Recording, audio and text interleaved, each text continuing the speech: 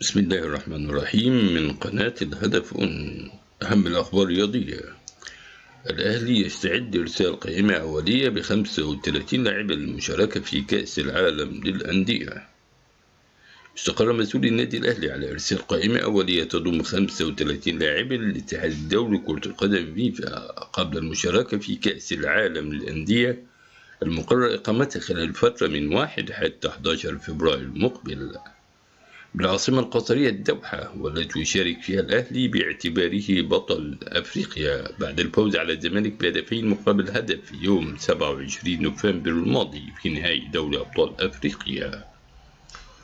وتلقى الأهلي خطابا من فيفا طالب فيه الأخير بإرسال القائمة الأولية يوم 6 يناير الجاري، على أن يتم تقديس هذه القائمة إلى 23 لاعبا يحق لهم المشاركة في البطولة العالمية يوم 22 شهر ذاته.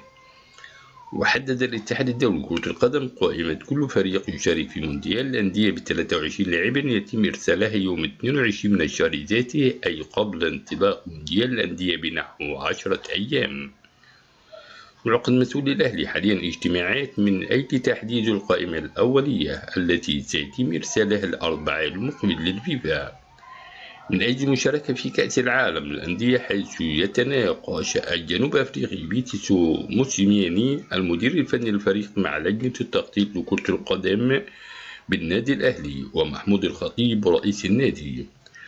ومن المقرر أن يشارك في مونديال الأندية المقبل كل من الأهلي المصري وتيجر أونال المكسيكي وبايرن ميونخ الألماني وأوكلاند سيتي النيوزيلندي وأولسان هيونداي الكوري الجنوبي والدخيل القطري ممثل الدولة المضيفة.